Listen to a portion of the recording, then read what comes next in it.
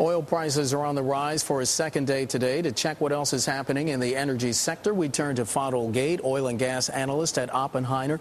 Fadel, thank you so much for joining us this afternoon. We appreciate it. What's the rise? How do you attribute the rise today?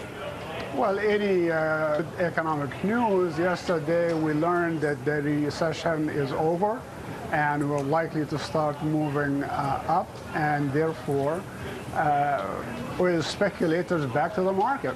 Oil prices have been driven by speculation in the last 6 months, I would venture to say in the last few years. But the demand outlook remains weak and has been weak, but yet oil prices are up 60% so far this year. That will continue until or unless regulators step in. The CFTC is holding a hearing about the impact of speculation on oil prices, and if they limit trading by other than real companies into the market, I think oil prices will have to come down. Fadel, you say that natural gas is key to U.S. security. Explain that. Well, we have oversupply of natural gas. We have natural gas reserve that will last us for 100 years. We have oil reserve that will last us for less than 20 years. We go to great lengths to secure oil supply from rogue regimes and countries that we do not like and would not do business with. However, we have gas right here that is in abundance, that is significantly cheaper than oil, that is significantly cleaner than oil, and it will help independent oil and gas producer. It will bring more employment to this country.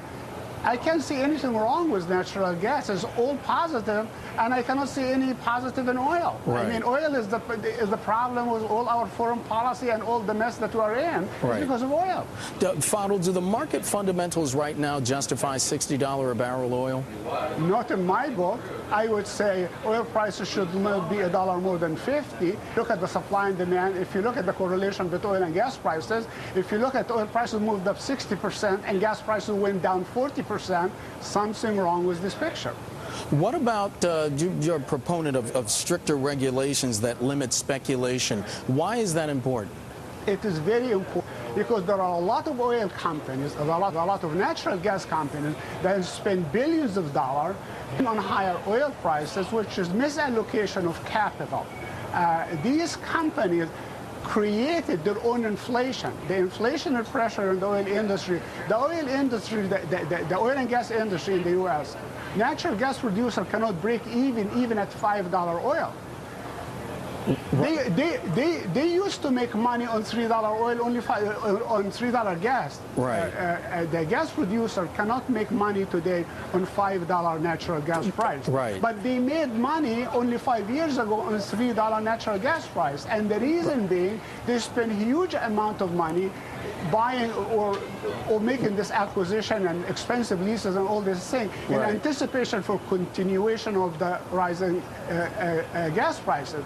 Now this game is over. So therefore I would say that if we limit speculation, oil prices will come down, gas prices will just try to catch up with oil in a 10-to-1 basis, and then we'll have a balanced market. And Fadel, we have about less than 30 seconds left. How much do you think non-OPEC production is going to increase between now and the end of the year? It will increase sufficiently, I would say, by a couple of percentage points. I would say by a few hundred thousand. The Gulf of Mexico alone will increase non-OPEC production by about 300,000 barrels a day. Fadel Gheit of Oppenheimer joining us today to talk about oil and energy. Fadel, thank you for your perspective. Appreciate it.